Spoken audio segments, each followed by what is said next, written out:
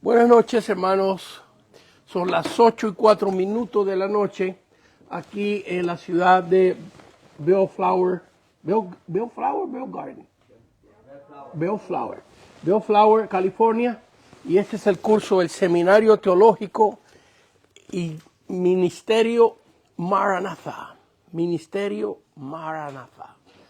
Y aquí estamos. Este es el libro Seminario Teológico Práctico. Esta es la portada del libro, la parte de atrás del libro, y este es el gruesor del libro. Y usted puede adquirir este libro en Amazon o en eBay. Aquí están las 3 años de clases que involucra este curso, todas las clases que usted necesita para un comienzo ministerial o de diácono o de líder o de cristiano. Para usted enseñarle, tiene las clases listas, todo lo que necesite, su Biblia, y fe y amor, y ganas de estudiar la palabra del Señor. Y ahí usted va a aprender 3 años de diferentes temas, como por ejemplo las dispensaciones, los pactos de salvación. En la parte de escatología tenemos el arrebatamiento de la iglesia, la gran tribulación, diferentes clases del anticristo, el milenio, etcétera. Bueno, 3 años de clases para no invertir mucho tiempo en esto. Hoy estamos en la página 124 y 125.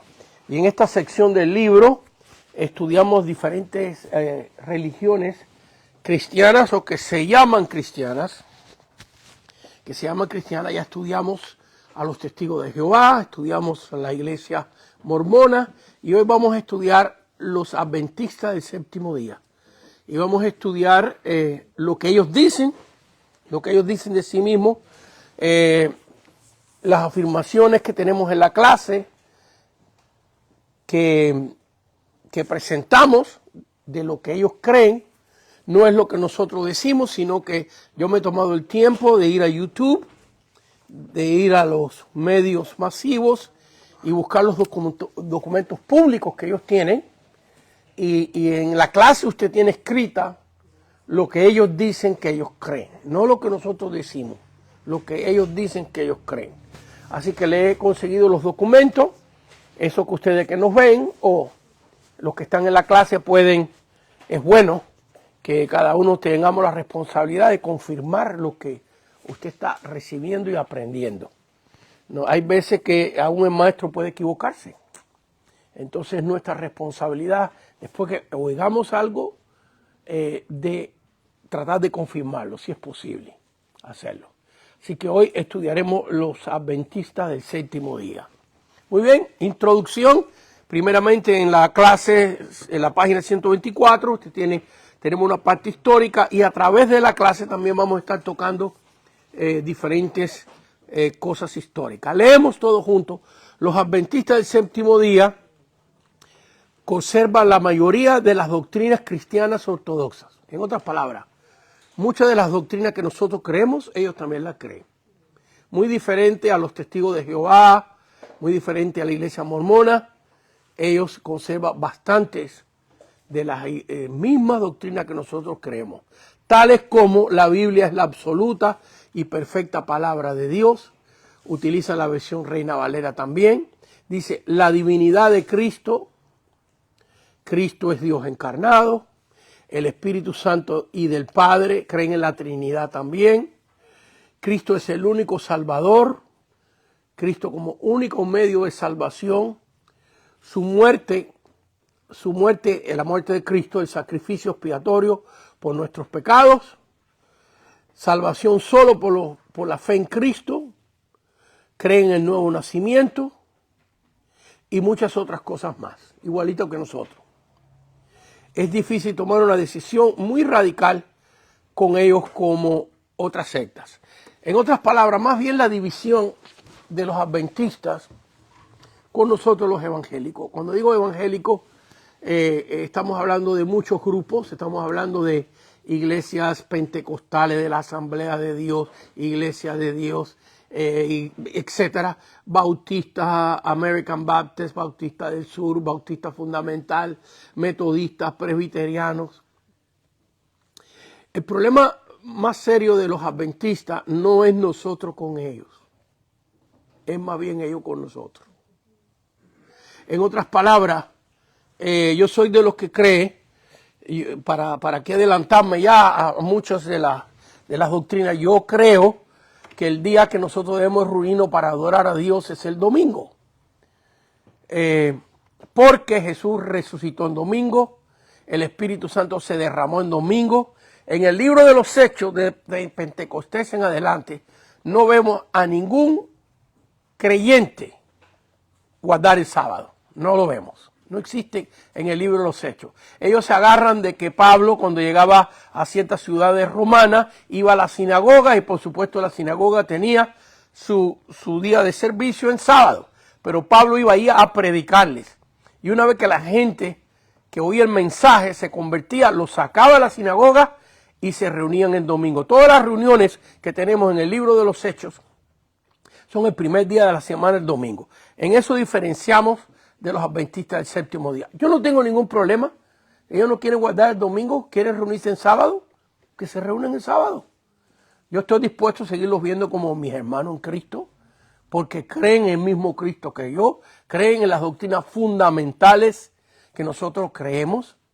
Hay algunas doctrinas muy importantes que diferenciamos totalmente, que es lo que vamos a ver en la clase de hoy, pero casi el énfasis principal que ellos tienen con nosotros, por ejemplo, ellos no creen que hay un infierno.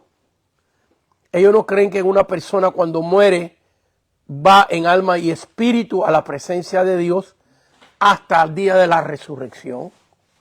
Ellos creen en la doctrina, lo que se llama la doctrina del sueño, que cuando una persona muere, si es creyente, está en un sueño en la tumba, su cuerpo está y su alma. Ellos no creen en la eternidad del alma, ellos no creen que el alma es eterna, sino ellos creen que el espíritu es eterno. Entonces, ¿qué creen ellos? Que esa persona, esa alma y ese cuerpo está dormido hasta que sea la resurrección. Ellos no creen que nosotros, y todo esto lo vamos a ver, estoy dándole un recorrido muy rápido por arriba de las diferencias entre nosotros y ellos. Nosotros creemos que una vez que una persona pasa de esta vida a la otra, inmediatamente su alma es eterna, su espíritu por supuesto, y en alma y espíritu va a la presencia del Señor inmediatamente el creyente. Y la persona que no cree y que ha rechazado a Cristo, creemos que la Biblia enseña que hay un infierno que va para ahí. Ellos creen en la doctrina de la aniquilación. En otras palabras, cuando una persona que no se entregó a Cristo muere, simplemente deja de existir. No hay infierno.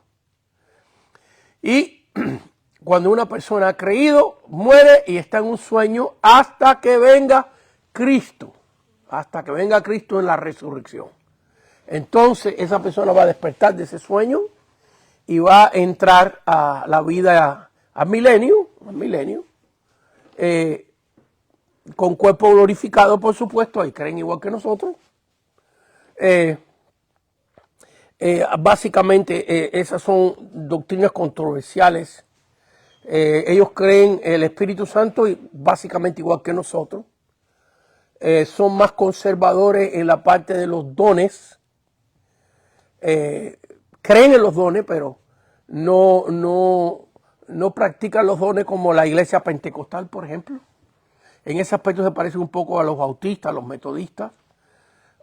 Pero sobre todo el énfasis de ellos es el sábado.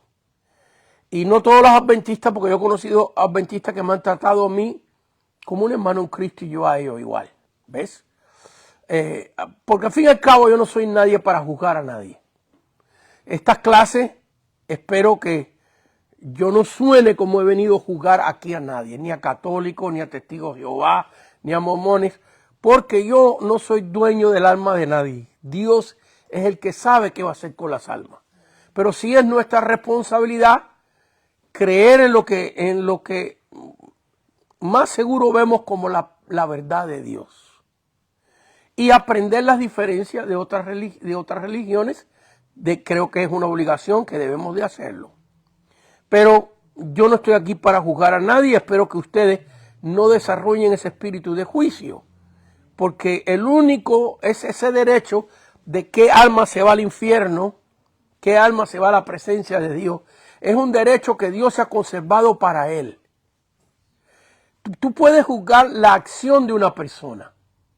Por ejemplo, si una persona está en adulterio, tú puedes dirigirte a ese hermano, si lo amas, si quieres el bien. Hermano, esto que tú estás haciendo está mal. Va a dañar tu familia, va a dañar tu matrimonio, va a dañar tu propia vida, va a manchar tu testimonio. Pero nunca hasta ahí. Aconsejarlo que abandone su camino equivocado, pero nunca perder el amor, porque Dios lo ama. Dios lo ama, pecador y todo, Dios lo ama. Y nunca caer en el punto de decir, tú te vas para el infierno. Porque tú le puedes decir, ahí tú te vas para el infierno y te vas a ir creyendo eso.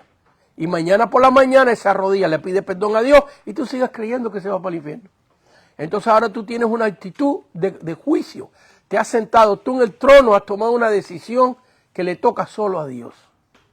Entonces una cosa es juzgar la acción de la persona, pero sin juicio. Sin juicio.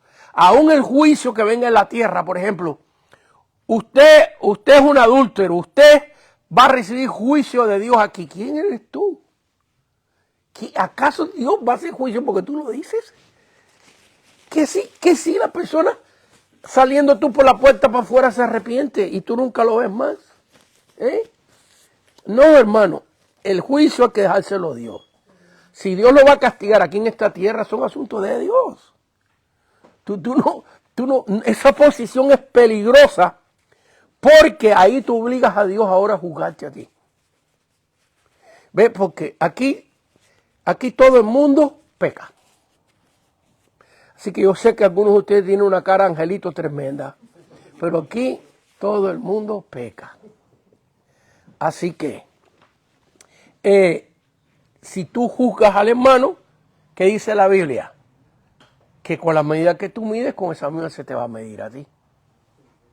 Entonces ten cuidado, porque siempre me viene el caso de que me tocó a mí, de una familia que hace años atrás, cuando yo era bastante estricto también, y nuevo, no sabía, estaba aprendiendo, porque ser pastor es como ser papá. ¿Ves? Tú puedes leer 300 libros de cómo ser papá, pero cuando esa criatura salga del vientre de su madre y te diga, hi, I'm here, los libros te ayudan un poco, pero... Y luego, después que tú digas que aprendiste con eso y viene el otro, olvídate porque el otro trae otro carácter diferente. Así que ser pastor es igual. ¿Ves?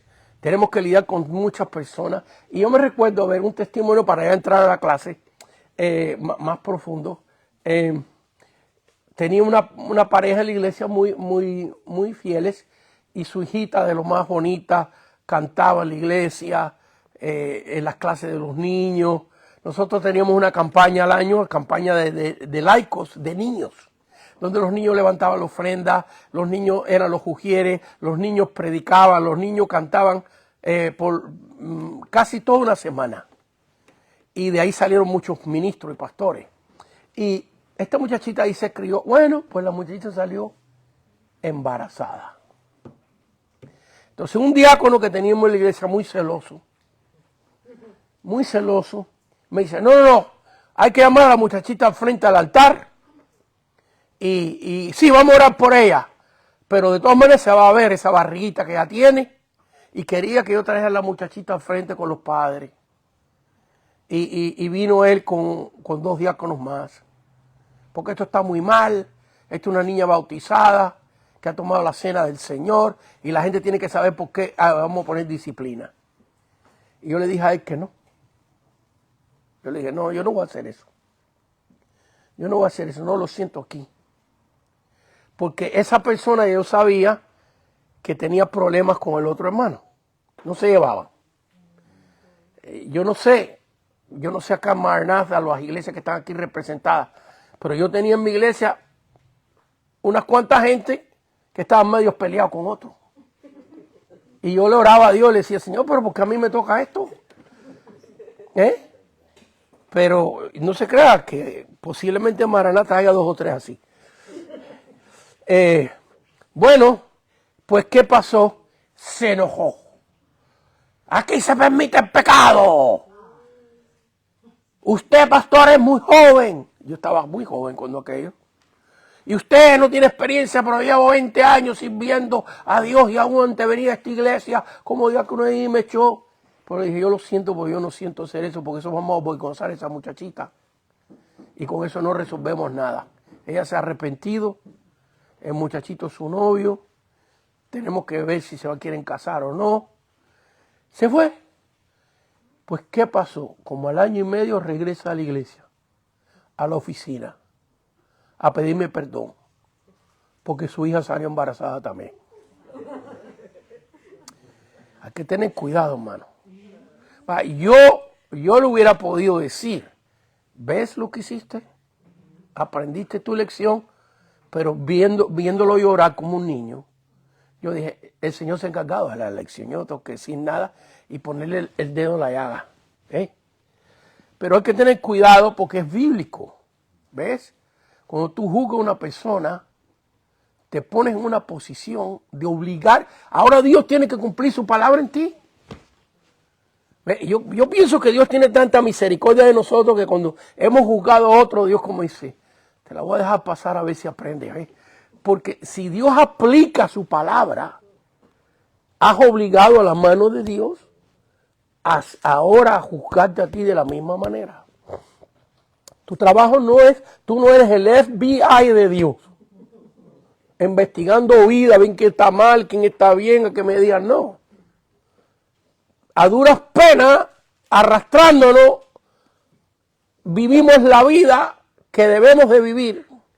Es más, que me gusta una oración que vi una vez que dijo este hermano en inglés, Lord, I thank you because I'm not the man that I should be, but I'm not the man that I was.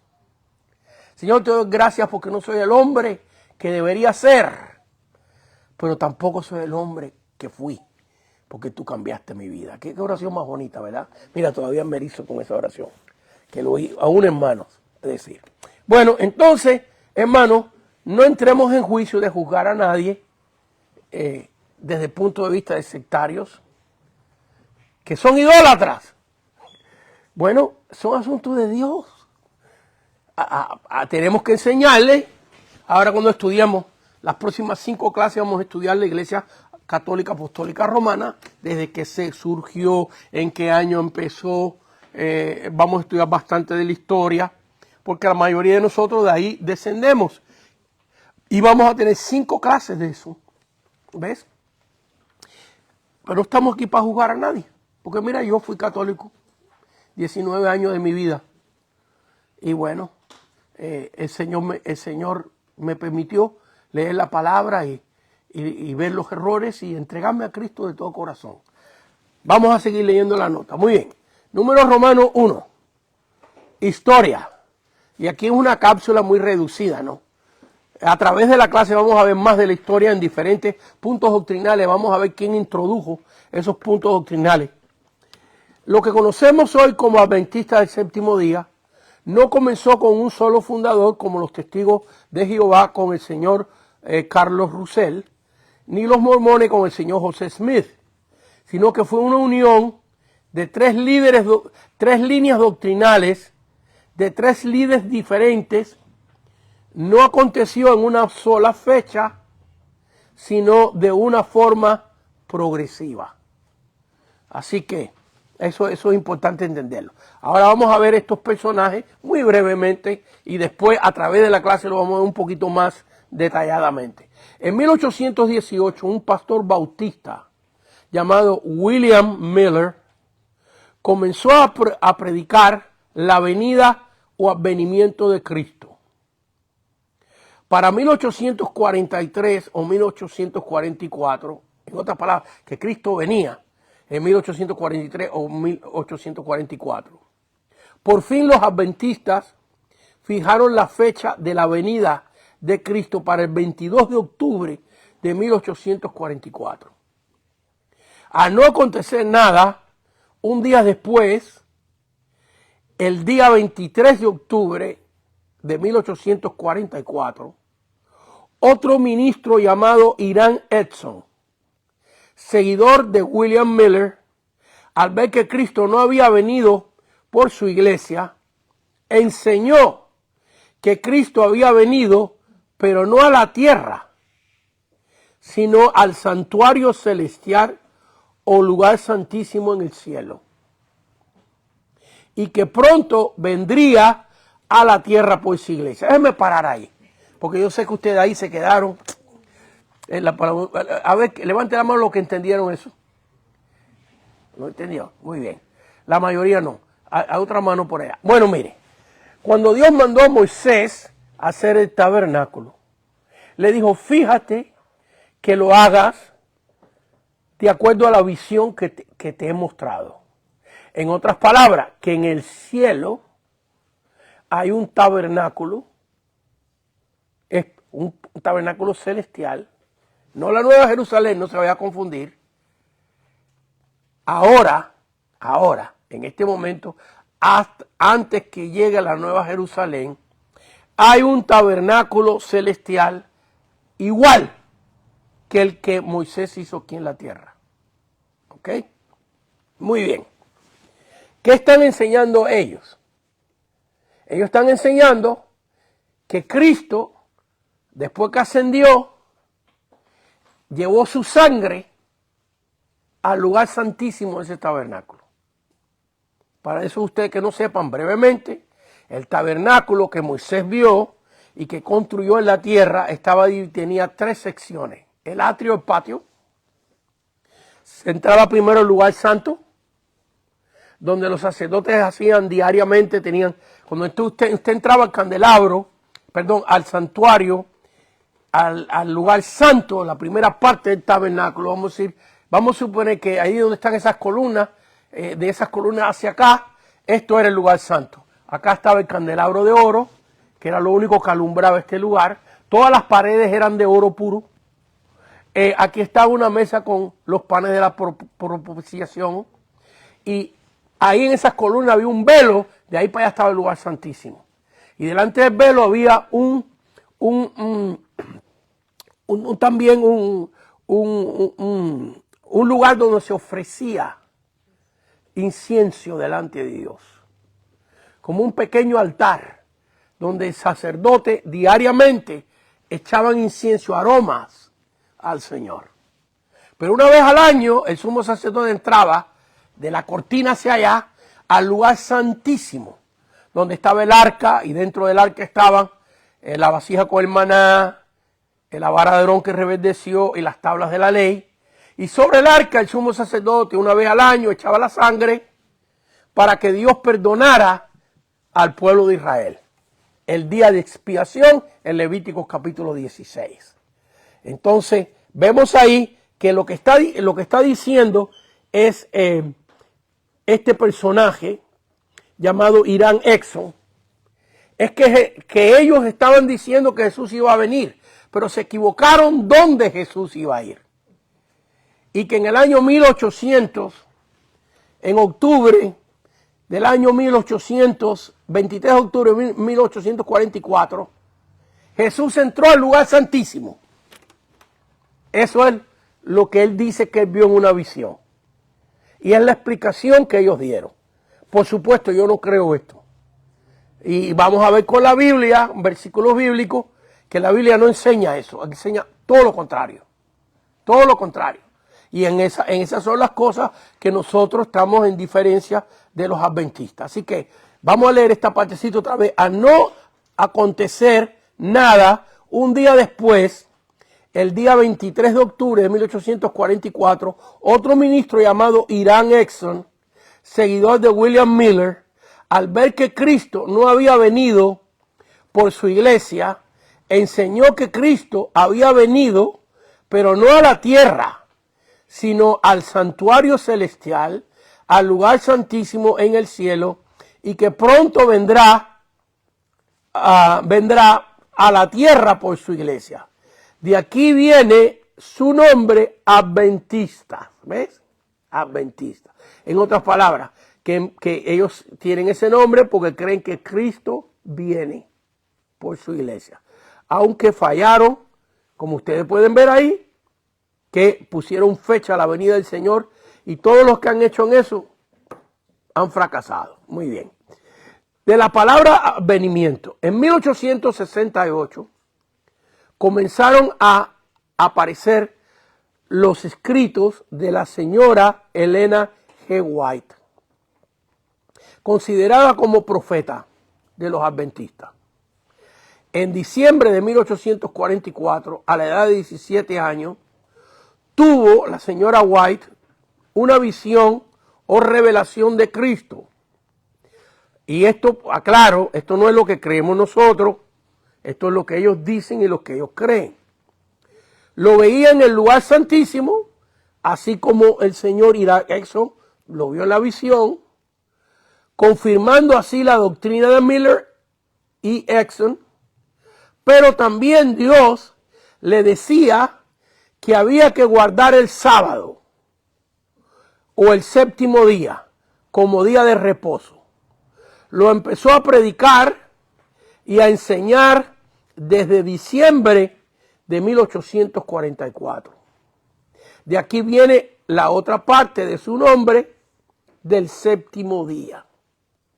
La unión de estas tres líneas doctrinales dio a lo que se conoce hoy como los adventistas del séptimo día, organizado oficialmente en el año 1860. Así que tienen una cápsula ustedes ahí, de una historia muy breve de los adventistas del séptimo día. Muy bien, empezamos en las doctrinas de ellos. Números Romanos 2 en la hoja de su clase, página 124. El bosquejo está dividido en secciones principales con letras romanas. Números Romanos 2. Aclaro esto porque una vez una hermana me puso un texto y me dice, ¿es en el libro de Romanos capítulo 2? Dígole, no, es que el estudio está dividido así. Muy bien. Doctrinas de los adventistas del séptimo día. La venida o advenimiento de Cristo. Otra vez vamos a hacer un poquito más de énfasis en esto. William Miller desde 1818 comenzó a predicar la eminente y inmediata venida de Cristo, utilizando a Daniel capítulo 13, versículo 14, donde vio ahí un versículo, vamos a leerlo, Daniel capítulo 8, versículo 13 y 14. Daniel capítulo, y por supuesto que estas doctrinas demandan más estudio que un versículo 2, pero bueno, es todo lo que podemos hacer. A Daniel capítulo 13 y 14. Daniel capítulo 8, versículo 13 y 14. Muy bien, esto es lo que él calculó. Ok, leemos y dice, entonces oí a un santo que hablaba y otro de los santos preguntó a aquel que hablaba, ¿hasta cuándo durará la visión del continuo sacrificio y la prevaricación asoladora, entregando el santuario y el ejército sea pisoteado? Y él dijo, hasta 2300 tardes y mañanas. Fíjense en ese número, 2300 tardes y mañanas. Luego el santuario será purificado. Así que ellos ven eso, ahí fíjense como ellos conectaron eso a la visión que vio Irán Edson y que vio Elena White, de que ven a Cristo ahora en una visión en el tabernáculo celestial, en el lugar santísimo. ¿Ves? Lo conectan ahí, lo conectan a eso. Ahora, la explicación de ellos es un poquito diferente. Ok, entonces, seguimos leyendo, donde dice la venida o venimiento de Cristo en la nota. William Miller desde 1818 comenzó a predicar la eminente y inmediata venida de Cristo utilizando Daniel 3:8, versículos 13 y 14, 2300. Dijo que esto equivalía a 2300 años. Según Miller, Daniel capítulo 8, versículos 13 y 14, se escribió 457 o 458 años antes de Cristo. Por lo tanto, 2300 menos 457 equivale a 1843. Esa fue la matemática que él hizo para calcular que Cristo vendría. Aquí está el artículo que él publicó.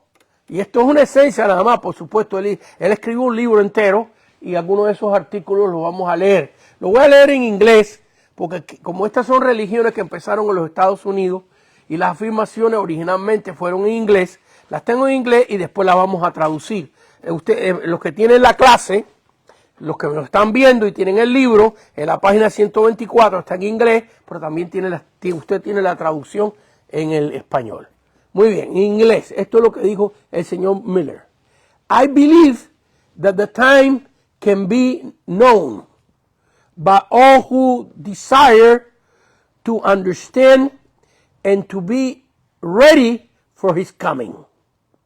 And I am fully convinced that sometimes between March 21st, 1843 and March 21st, 1844, according to the Jewish mode of computation of time, the Christ will come and bring all his saints with him. And that then he will reward every man as his work should be. William Miller, Signs of the Times, January 25, 1843. Esto lo escribió el señor William Miller en sus escritos de Las señales en los tiempos, en enero 25 de 1843. La traducción ustedes la tienen ahí, la voy a leer. Yo creo que el tiempo puede ser conocido por todo aquel que lo desea entender y para estar listo para su venida. Y estoy totalmente convencido que entre el 21 de marzo de 1843 y el 21 de marzo de 1844, de acuerdo con la computación con la computación de tiempo de los judíos, Cristo vendrá y traerá a todos sus santos con él, y entonces él recompensará a todo hombre por su por su trabajo. Así que, comentario. Como podemos ver, de acuerdo a este artículo de William Miller, que profetizó que la venida de Cristo vendría entre el 21 de marzo de 1843 y el 21 de marzo de 1844. Al no acontecer nada, la fecha fue cambiada para el 22 de octubre de 1844. Así que la profetizó una vez para 21 de marzo de 1843 o 21 de marzo de 1844 y no vino, entonces cambiaron la fecha. Y dijeron, bueno, ahora va a ser 22 de octubre de 1844. Nos equivocamos en cómo contamos los años de Daniel hasta esta fecha. Esa fue la explicación que ellos dieron. Así que, dos equivocaciones aquí. Así que otra vez, al no acontecer nada, la fecha fue cambiada el 22 de octubre de 1844. En esta fecha los adventistas, como se llamaban entonces, pues todavía no habían visto la otra revelación que vino después del séptimo día, así que nada más se llamaban adventistas aquí. Se vistieron de trajes blancos y largos, unos en el campo, otros en sus templos, otros en los techos de las casas y azoteas, esperando a Cristo, que venía en las nubes, pero nada aconteció. Así que ahí tú tienes una cápsula de la historia, de dónde viene el término de ellos, de adventistas, del advenimiento de Cristo. Muy bien, ¿qué dice Mateo capítulo 13 acerca de esto, hermanos? Nos vamos al libro de Mateo capítulo 13. ¿Qué dice la Biblia? ¿Qué dijo el Señor de esto? ¿Cómo ignorar algo tan claro? Aquí, usted tiene la cita bíblica ahí en Marcos capítulo 13, Marcos 13, 32 y 22. Los que nos están viendo, estoy buscándolo despacito, hojeando aquí mi Biblia con la mano izquierda, siempre lo hago con la mano derecha y voy más rápido, pero lo hago así deliberadamente para darle oportunidad si hay alguna persona nueva que nos está viendo. Marcos capítulo 13, versículo 32, dice, pero de aquel día y de la hora nadie sabe, ni aun los ángeles que están en el cielo, ni el Hijo, sino solo el Padre. Versículo 22, vamos a leer el versículo 22 también, porque se levantarán falsos cristos y falsos profetas y harán señales y prodigios para engañar, si fuese posible, aún a los escogidos. Así que, aunque uno sea fiel a Dios, hay que tener cuidado, porque vemos aquí que el enemigo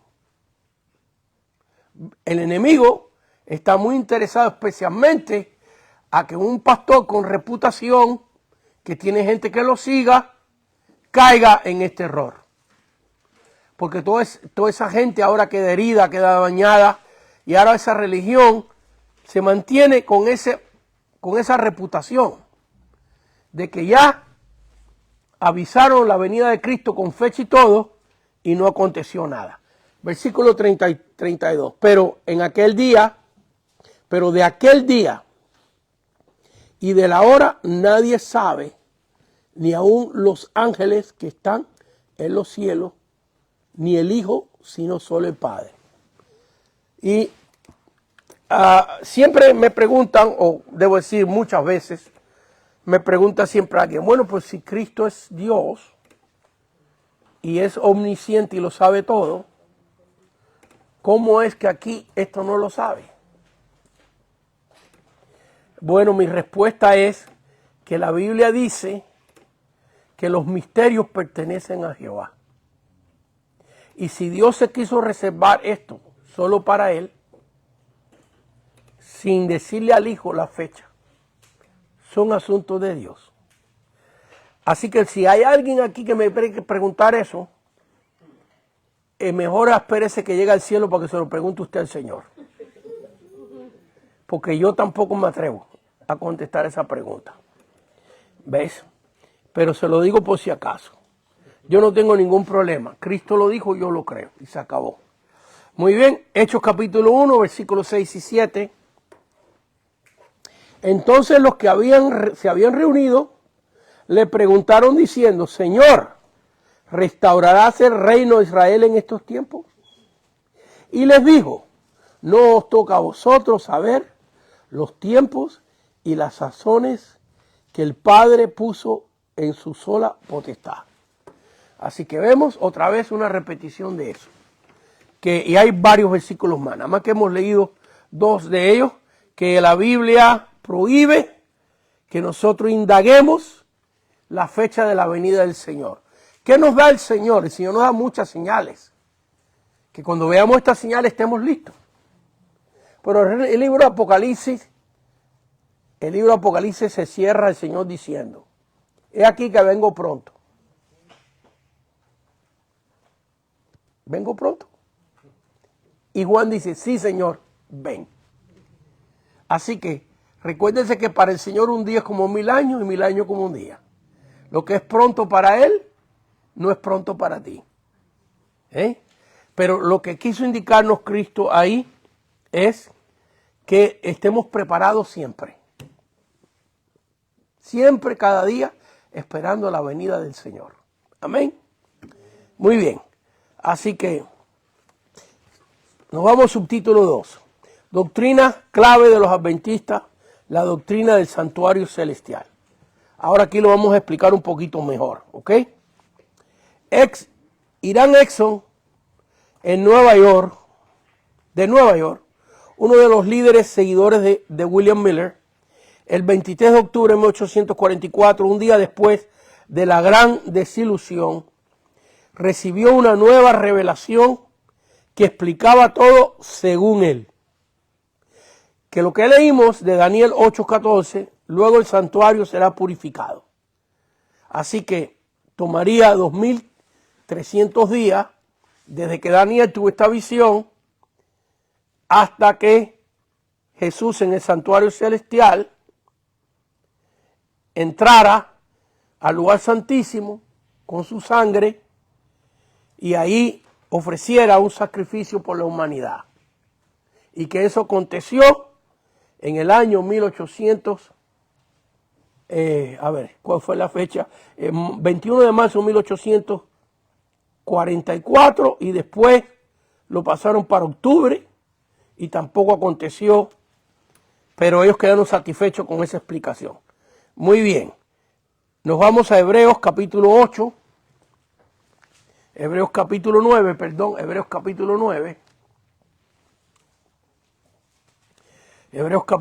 versículos 2 y 3. El libro de Hebreos nos habla de esto. Hebreos capítulo 9, versículos 2 y 3.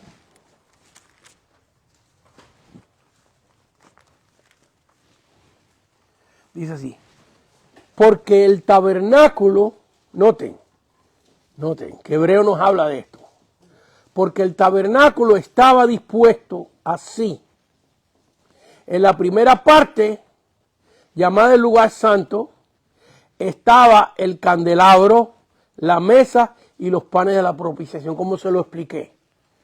Supongamos que esto sea el lugar, el tabernáculo. Vamos a contarlo de esas columnas. Vamos a pensar que hay una pared aquí, y de las columnas para acá es el lugar santo, y de ahí para allá es el lugar santísimo. Aquí está un candelabro, aquí está una mesa con los panes de la propiciación, tipología de la palabra, tipología de la iglesia, la luz del mundo, y Cristo, la luz del mundo también.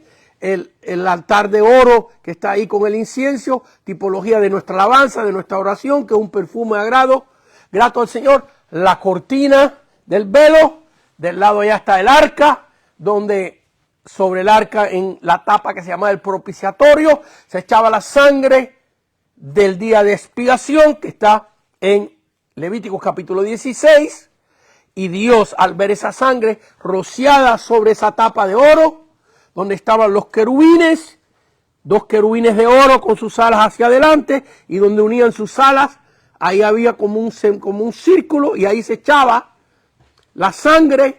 Y cuando el sumo sacerdote hacía eso una vez al año, solamente una vez al año, Dios perdonaba el pecado de toda la nación. Ese es el día de expiación, una de las fiestas judías más sagradas que hasta el día de hoy ellos celebran. ¿Ok? Lo único que ya no pueden ofrecer el cordero, porque para hacerlo tenían que hacerlo en el templo, y el templo no está ahí. Así que aún Cristo se ocupó de quitarles eso para obligarlos a ver que Cristo es el único sacrificio que Dios acepta hoy. Pero con todo y eso, ellos no. Muy bien, Hebreos capítulo 8, versículo 5, Hebreos 8, 5, dice así: los cuales sirven a lo que es figura y sombra de las cosas celestiales, como se le advirtió a Moisés cuando iba a erigir el tabernáculo, diciéndole: mira, haz todas las cosas conforme al modelo que se te ha mostrado en el monte. Así que vemos que ellos se agarran de esto para decir que en ese año de 1844, en marzo 21 y después en octubre, Jesús pasó de aquí, del lugar santo, al lugar santísimo. Que esa fue la fecha que Jesús hizo eso. Y que William Miller se equivocó, que pensaba que Jesús iba a venir por su iglesia en el arrebatamiento. No, se equivocaron no de fecha, sino de lugar. Eso creen ellos. Eso enseñan hasta el día de hoy. Y esto es documentos públicos que usted puede entrar y buscarlos en las afirmaciones doctrinales de ellos. Muy bien. A ver por dónde ando. Vamos, seguimos aquí abajo la nota. O sea, después del Hebreos capítulo 9, versículos 2 y 3, que ustedes lo tienen en sus notas. En los cielos, en el trono de Dios, hay un santuario, según el cual Moisés hizo uno aquí en la tierra. Cristo, por lo tanto, no vino a la tierra, sino al santuario celestial, según los adventistas del séptimo día. Desde la cruz hasta el 22 de octubre de 1844, Cristo estuvo haciendo su obra intercesora o abogando en la primera parte del tabernáculo celestial. En otras palabras, que desde la cruz hasta la fecha que ellos dicen que Jesús pasó al lugar santísimo, Jesús estuvo aquí a la diestra de Dios Padre intercediendo por los creyentes. Pero en esa fecha de la supuesta venida que ellos dicen, hermanos míos, Jesús ahora entró al lugar santísimo, y a eso se refieren ellos. Así que seguimos leyendo la nota otra vez, después de la cita de Hebreos capítulo 9, versículos 2 y 3. O sea, en los cielos, en el trono de Dios, según ellos, hay un santuario según el cual Moisés hizo uno aquí en la tierra. Y bueno, eso está en la Biblia, eso está aquí, eso hay que creerlo. Cristo, por lo tanto, no vino a la tierra, sino al santuario celestial. Desde la cruz hasta el 22 de octubre de 1844, él estuvo haciendo su obra de intercesión o de abogado en la primera parte del tabernáculo celestial, lugar santísimo. Así que, como los sacerdotes hicieron en el Antiguo Testamento, ahora había entrado al lugar santísimo para hacer un juicio investigativo. Esta es la frase, la terminología que ellos le dan. ¿Qué es eso? Aquí se lo explico. Así como los sacerdotes hicieron en el Antiguo Testamento, ahora habían entrado en el lugar santísimo para hacer juicio investigativo. Allí, desde ahora en adelante, está investigando quién de los creyentes va a resucitar en su segunda próxima venida, o cuál va a borrar del libro de la vida. Así que a ver, ¿cómo se lo explico? Que según ellos, desde la cruz hasta esa fecha que ellos dieron en 1843, 44 y después en marzo y después en octubre, Jesús pasó al lugar santísimo. ¿Qué está haciendo allí? Viendo y investigando la vida de cada uno de nosotros. En otras palabras, ya Jesús dejó de interceder.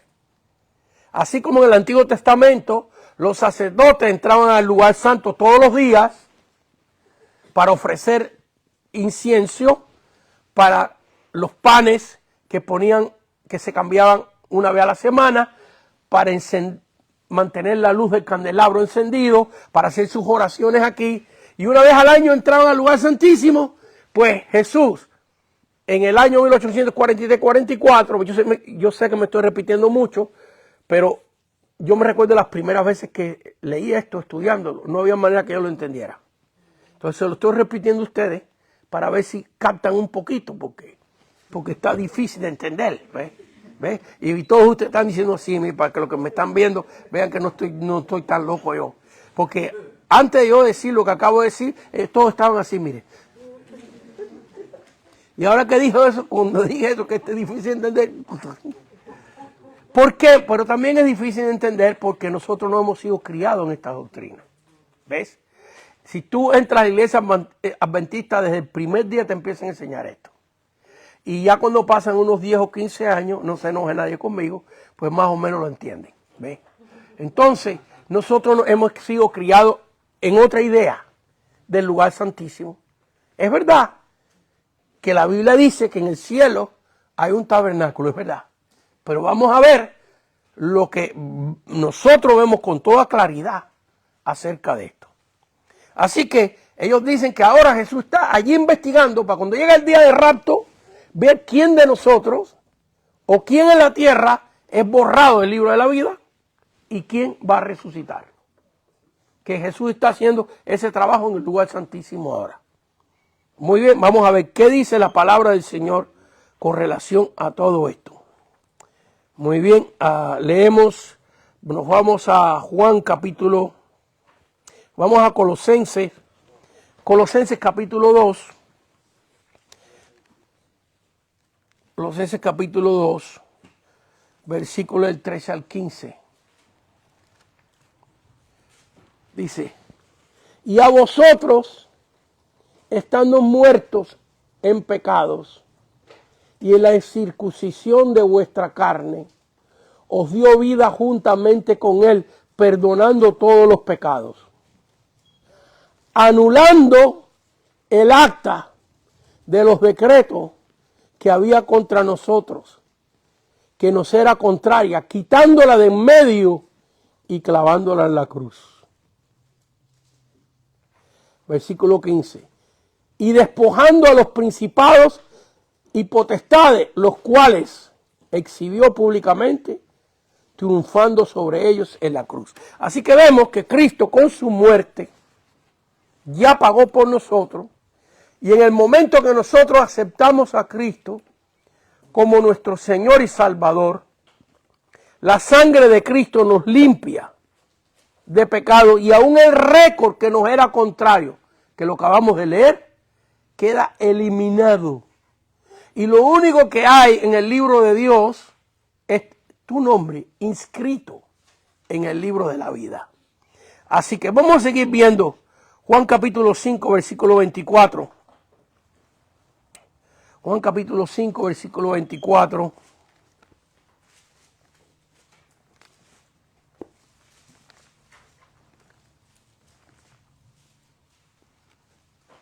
Así que con relación a esta investigación que ellos dicen, la Biblia dice bien claro que cuando tú aceptas a Cristo, tus pecados son borrados. Juan capítulo 5, versículo 24, dice,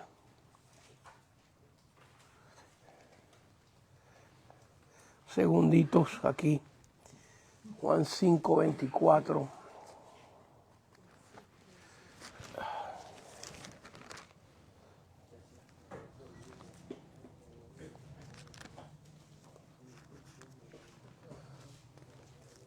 Esta Biblia mía está tan viejita ya que tengo que tratarla con mucho cariño. Dice, de cierto os digo, que el que oye mis palabras y crea al que me envió, tiene vida eterna. Y no vendrá a condenación, mas ha pasado de muerte a vida. Así que estos versículos y muchos más que vamos a leer, están totalmente en contra de esta doctrina de investigación que Jesús está haciendo según los adventistas del séptimo día. ¿Qué dice la Biblia? Vamos a las notas ahora. ¿Qué dice la Biblia con relación al santuario celestial? ¿Qué dice? Que Cristo inmediatamente con su muerte, resurrección y ascensión entró al lugar santísimo. Mateo capítulo 27, versículo 11. Mateo 27, 11.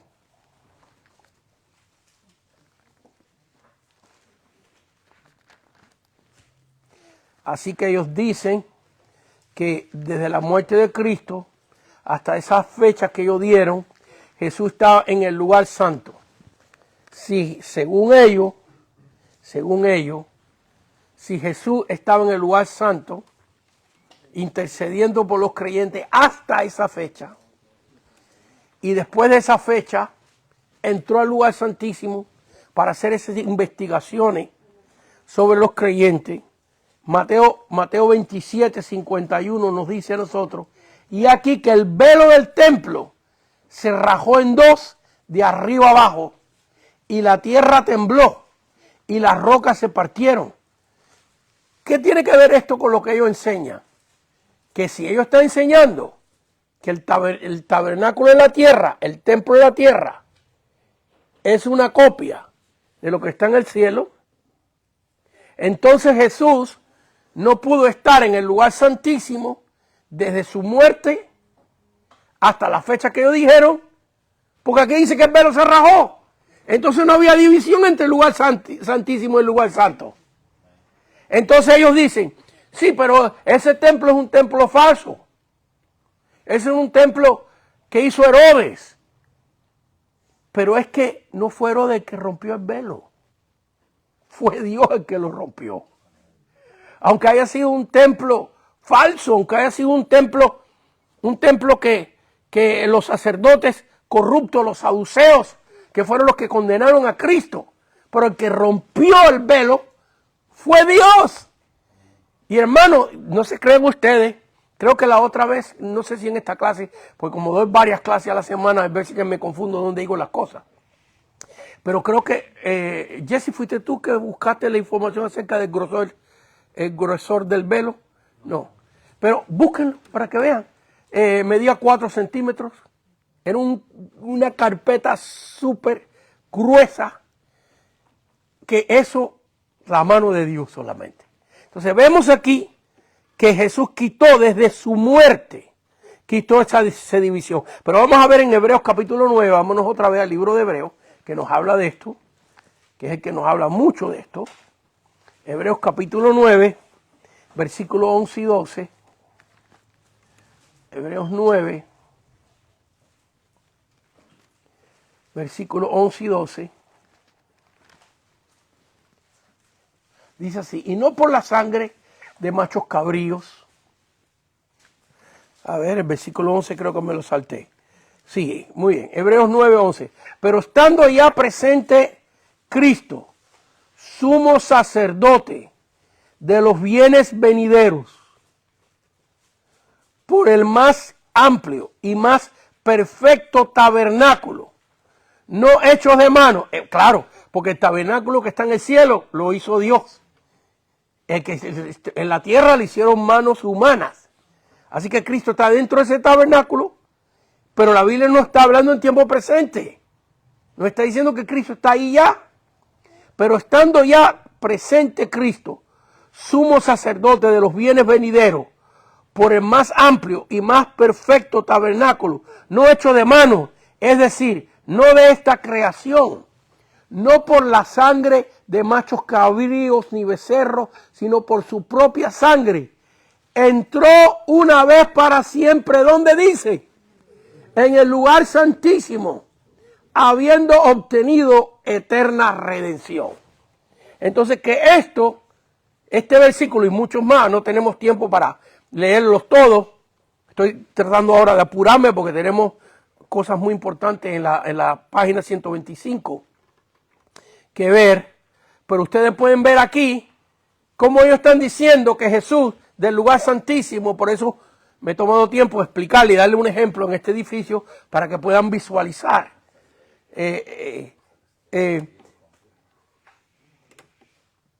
Para que tengan una idea y puedan visualizar esta doctrina que es un poquito difícil de entender.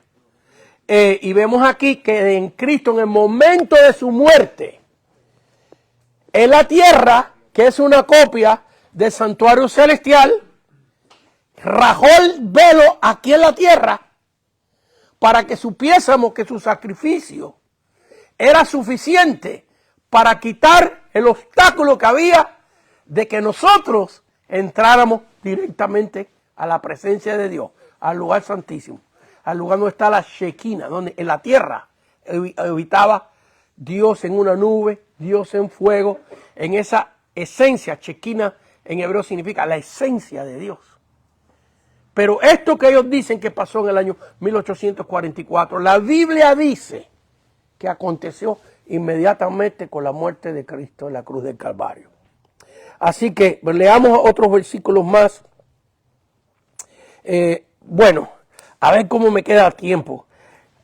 Otra vez, como me confundo con tantas clases que estoy dando de estos temas, y hay veces que los temas coinciden, leímos en esta clase estudiamos Levíticos 5 y 6, los sacrificios por la paga del pecado. ¿Los estudiamos acá? ¿Estudiamos aquí Levíticos 16, el día de expiación? ¿De acuerdo a la ley? No. Estudiamos aquí, les pregunto, Primeras de Crónicas 8:63. ¿Lo leímos? La cantidad de sacrificios que ofreció Salomón el día de la inauguración del templo. No, a ver, vamos rápido a eso, porque tenemos que estudiar lo del sábado que está en la otra página. Ok, pero vamos rápido porque esto es importante. Vamos a Levíticos para que veamos qué se hacía en la tierra. Y vamos a leer versículos salteados y rapidito, no voy a poder explicar mucho. ¿Ves? ¿Qué se hacía en la tierra para que el pueblo de Israel recibiera perdón de pecados? Recibiera perdón de pecados. Muy bien. Levíticos capítulos 5 y 6, rapidito los voy a leer, ¿ok? Salteados los versículos. Versículo 5. Cuando pecare, ¿están ahí? ¿Están conmigo ahí? Levíticos 5. 5:5. 5:5. Amén. Cuando pecare en alguna de estas cosas, confesará aquello en que pecó. Así que primero el pecador tenía que venir a confesar su pecado. Versículo 17. Finalmente, si una persona pecare o hiciera alguna de todas aquellas cosas que por mandamiento de Jehová no se debe de hacer. Muy bien, versículo 18. Traerá pues al sacerdote para expiación, para la paga de su pecado, según tú lo estimes, un carnero sin defecto de los rebaños. Y el sacerdote le hará expiación, paga por su pecado, por el hierro que cometió por ignorancia, y será perdonado. Así que vemos aquí que cuando una persona pecaba, primero tenía que confesar su pecado. Pero no bastaba ahí. Ve, ahora usted confiesa su pecado porque ya creyó en Cristo. Y como ya creyó en Cristo, Cristo hizo un sacrificio eterno. Pero bajo la ley, no tengo tiempo para léase cuando tenga tiempo Levíticos capítulos 5 y 6, he leído los versículos clave. Tenía que confesar su pecado y tenía que traer un becerro y sacrificarlo a Dios. Si no tenía un becerro, no lo voy a leer, pero si usted anota alguna marquita para que lo lea cuando tenga tiempo. Si no tenía un becerro, versículo 7, rápido, y si no tuviere lo suficiente para un cordero, traerá a Jehová en expiación por su pecado que cometió 2 tórtolas o 2 palomas, si no tenía para traer un cordero. Versículo 11, si no tuviere lo suficiente para 2 tórtolas o 2 palominos, el que pecó traerá como ofrenda la 10ª parte de un efá de flor de harina. Así que Dios prohibió diferentes formas de acuerdo a la economía de las personas. Nos vamos a Levítico 16, rapidito. Levítico 16. Levítico 16. Así que vemos ahí, eso es lo que tenía que hacer una persona cuando pecaba. ¿Se recuerdan cómo Job ofrecía sacrificios a Dios todos los días por sus hijos? Ahora, ¿qué más se hacía para el perdón de los pecados? Muy bien. Levíticos 16, déjenme explicárselo primero. La Biblia dice que se traían 2 machos cabríos. En el versículo 7. 2 machos cabríos. Y el sacerdote echaban suerte sobre esos 2 machos cabríos. Y una suerte caía para Jehová y otra suerte caía para Asael, así se llamaba. Ese que le cayó la suerte para Asael, el sacerdote ponía las manos sobre él y quedaba libre. La suerte que cayera sobre el otro macho cabrío se sacrificaba en holocausto en expiación por el pecado de toda la nación. Esta es la sangre que el sacerdote tomaba una vez al año y le entraba al lugar santísimo para que el pueblo de Israel, la nación entera, recibiera perdón de pecado. Así que lo que leímos en Levítico 5 y 6 era cada individuo por su propio pecado lo que tenía que hacer. Pero en el día de expiación era el perdón de pecado para toda la nación. Así que léalo cuando tengan tiempo, hermano, porque quiero que vayamos a Primera de Crónicas. Primera de Crónicas.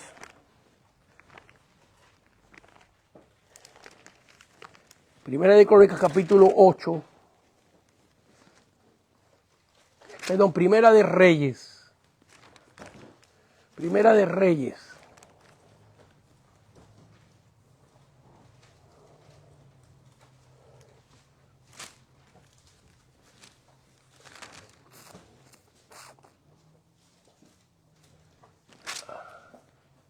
Primera de Reyes, capítulo 8.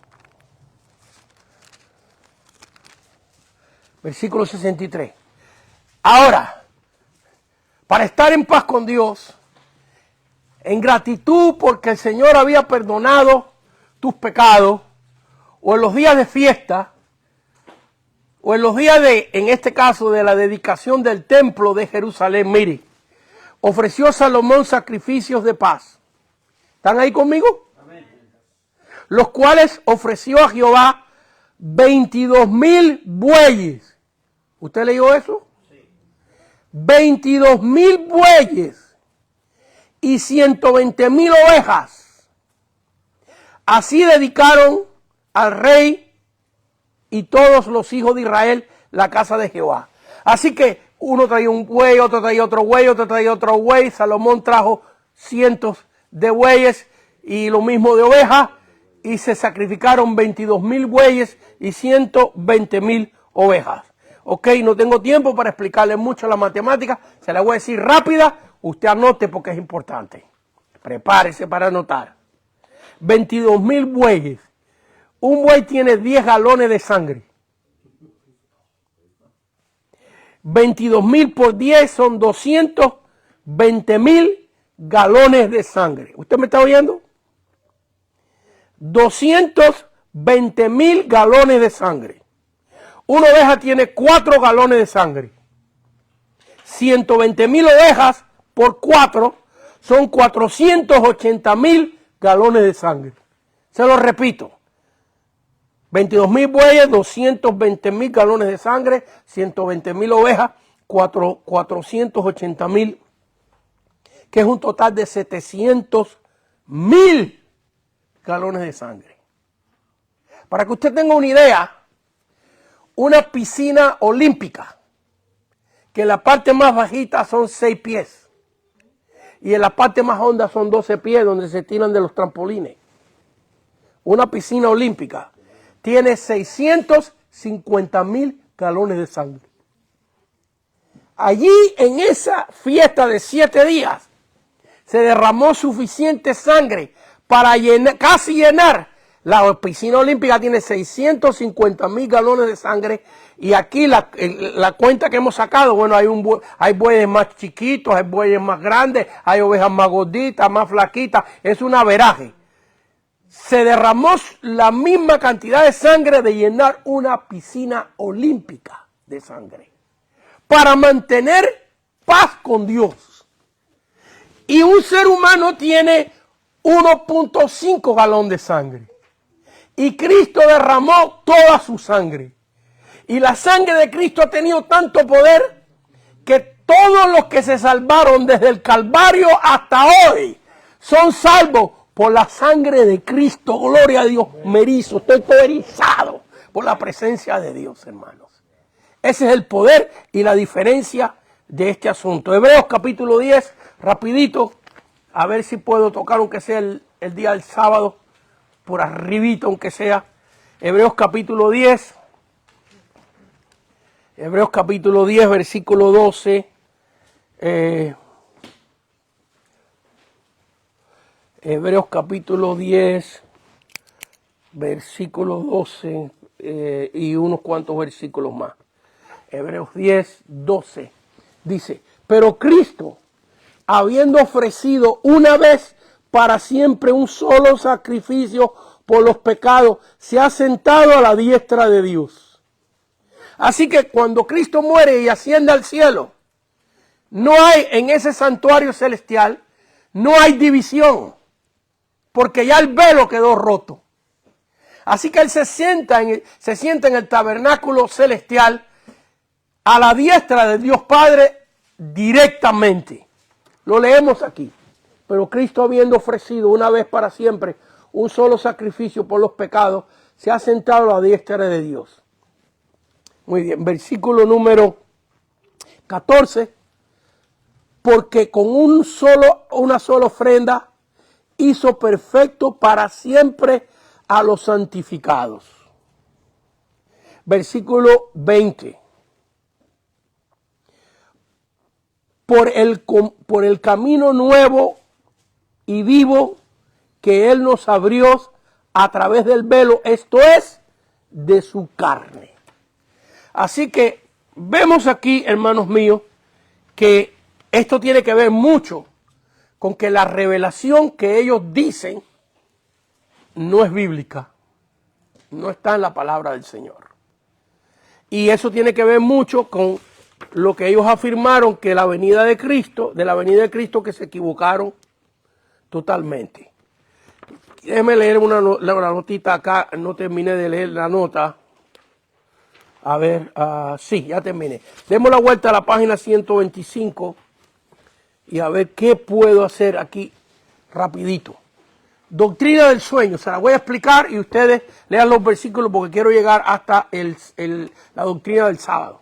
Rápidamente dice, esto es lo que yo creo en la doctrina del sueño, dice, we as Adventists have reached the defined conclusion that man resides in the tomb until the resurrection morning.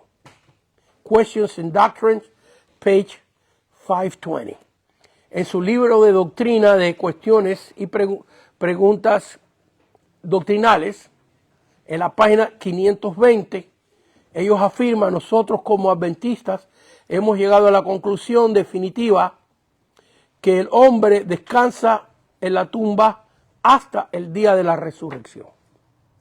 Así que ellos no creen en lo que nosotros creemos, que una persona muere y va directamente a la presencia de Dios. Le voy a dar las citas bíblicas para los que nos están viendo rapidito, ¿ok?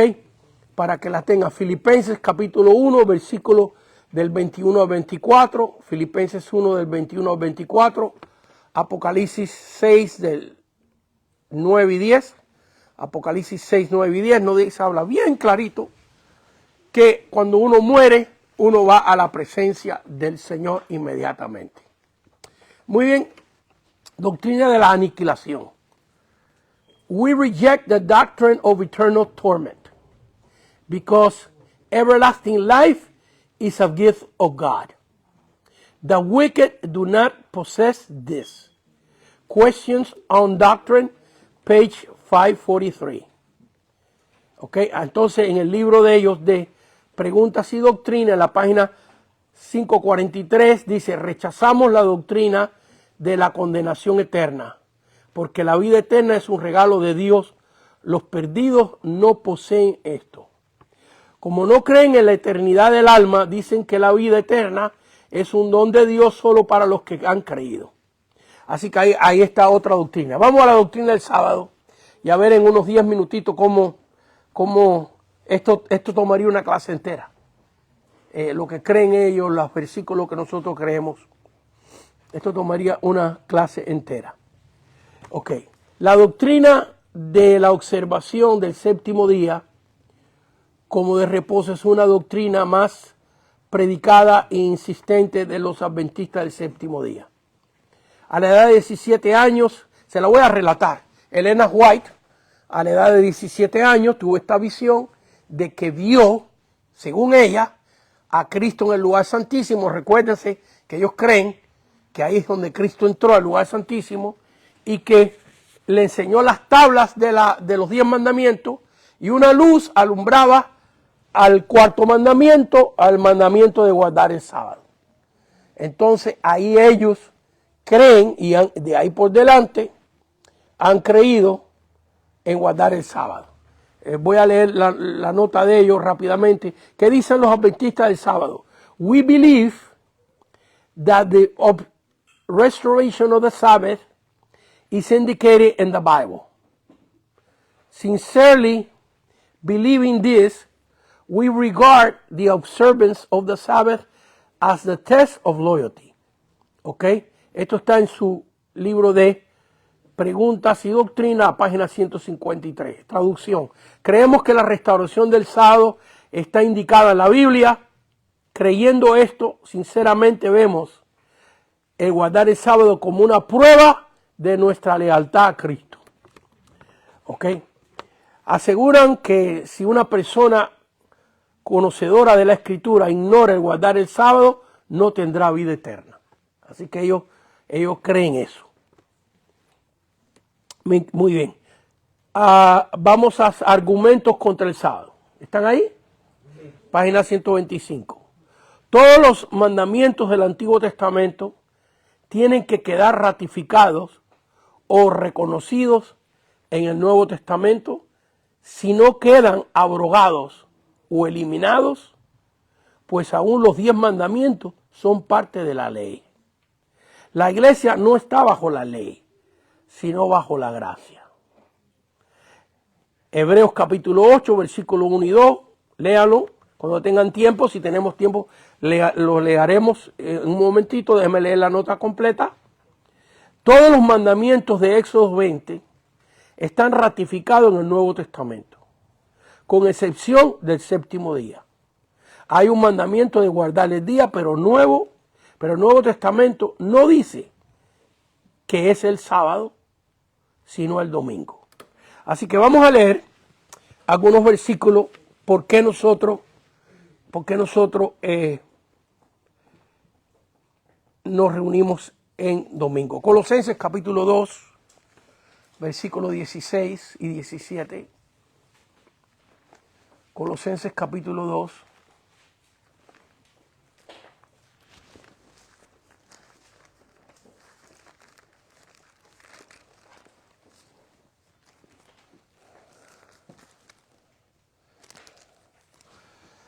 Colosenses capítulo 2, versículos 16 y 17 dice: Por tanto, nadie os juzgue.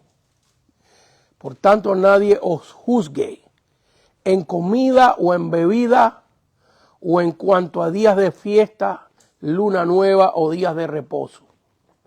Todo lo cual es sombra de lo que ha de venir, pero el cuerpo es de Cristo. Así como el tabernáculo terrenal era una sombra del tabernáculo celestial. Y cuando Cristo muere, leímos nosotros que entró directamente al lugar santísimo del tabernáculo celestial y ahí está intercediendo por nosotros. Ellos creían eso, pero cuando citaron la fecha de que ya Cristo había venido, empezaron a investigar más y cambiaron de opinión. Cristo está aquí en el lugar santo, intercediendo. Y en la fecha que ellos dicen del año 1844, Cristo entró allá. Eso quiere decir que desde la muerte de Cristo hasta que Cristo entró allá, ahí todavía estaba el velo. Porque si no hubiera división entre la entrada allá y donde estaba Cristo aquí. Pero la Biblia nos muestra bien claro que el velo se rajó y que Cristo entró como nuestro sumo sacerdote ahora al lugar santísimo delante de Dios. Qué tremendo, fíjense qué tremendo está esto, porque en el santuario terrenal, se entraba a ese santuario terrenal todos los días, en el lugar santo, y una vez al año en el lugar santísimo. Pero en el santuario celestial nunca entró nadie. ¿Me están siguiendo? Mientras que aquí abajo se entraba todos los días y el sumo sacerdote una vez al año allá, en el santuario celestial se hizo ese santuario celestial, la presencia de Dios, y nadie entró ahí. hasta que entró Cristo una vez y para siempre. Y entró directamente al lugar santísimo con su sangre y su sacrificio por los siglos de los siglos. Démosle un aplauso, Señor, hermano, por favor. Que se lo merece. Rápidamente, me quedan 5 minutitos. 5 minutitos. Muy bien. ¿Por qué nosotros no guardamos el sábado? Bueno, aquí lo hemos leído, que la Biblia nos dice bien claro que nadie nos juzgue en comida, ni en bebida, ni en día de reposo. Esto es uno de los muchos versículos, que, muy bien, Gálatas capítulo 4,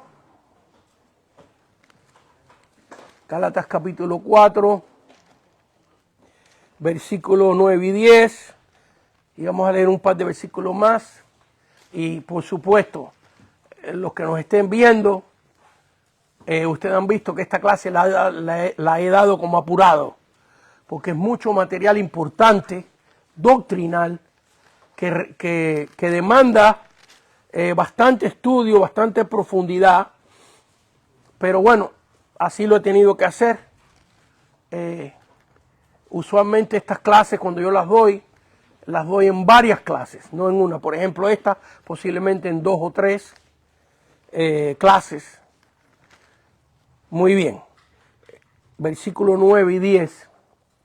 Mas ahora, Gálatas 4, versículo 9 y 10. Mas ahora conociendo a Dios, o más bien siendo conocido por Dios, ¿cómo es que os volvéis de nuevo a los débiles y pobres rudimentos de los cuales os queréis volver a esclavizar, guardando los días, los meses, los tiempos y los años? Así que está muy claro, hermano, no tenemos tiempo para entrar en más detalle de comparar la ley con la gracia. Pero eso quizás para otras clases más adelante. Pero hemos visto un vistazo de estas doctrinas. Hay una porción muy interesante en Romanos 4 con relación al sábado, Romanos 14. Muy interesante esta parte. ¿Ok? Romanos 14, versículos 5 y 6. Romanos 14, versículos 5 y 6. Noten lo que dice la Biblia con referencia al sábado. Uno hace diferencia entre día y día. Otro juzga iguales todos los días. Cada uno esté plenamente convencido en su propia mente. El que hace caso del día, lo hace para el Señor. Y el que no hace caso del día, para el Señor no lo hace. El que come pan, el que come para el Señor come, porque da gracias a Dios. Y el que no come para el Señor no come y da gracias a Dios. ¿Qué nos está diciendo la Biblia ahí?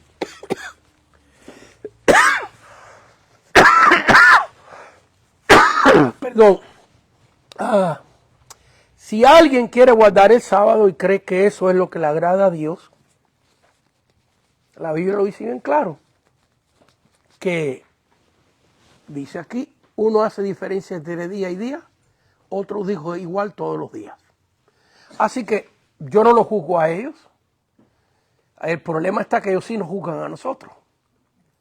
Y dicen que el guardar el domingo lo constituyó Constantino, es de la Iglesia Católica, y que es la marca de la bestia, y que los que guardan el domingo sabiendo la Biblia estamos condenados, y esa es la actitud, no quiero decir de todos, porque yo he conocido gente adventista y nos hemos sentado, hemos conversado de lo mejor como hermanos en Cristo, y hemos evadido entrar en la discordia. ¿Por qué? Porque, por ejemplo, si un adventista me dice a mí, explícame por qué ustedes creen lo que ustedes creen, y empiezo yo a explicarle, y veo que él me dijo eso para empezar a discutir, ahí mismo paró conmigo la cosa. Porque Dios no me ha llamado a mí ni a nadie a estar en discusiones. La Biblia lo dice bien claro, evita vanas discusiones, te lo dice bien claro, especialmente con la gente de la ley, lo dice bien claro. Ahora, si esa persona me quiere escuchar, Yo le voy a hablar lo que yo conozco de la palabra. Usted estúdielo con más detalle porque nosotros lo hemos estudiado así, saltando pincelazos. Y si él me quiere explicar lo que él cree, yo con gusto se lo escucho. Con respeto, con amor, se lo escucho.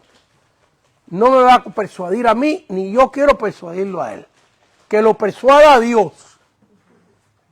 Que lo persuada la palabra. Yo no tengo que persuadir a nadie. Yo solamente presento la palabra. El poder no lo tengo yo. El poder lo tiene la palabra del Señor. Así que si un testigo de Jehová, un mormón, un adventista, viene a mí y me dice, a ver, no, explícame, porque algunos de ellos te dicen eso para entrar ellos en la discusión. Y ya eso me ha pasado.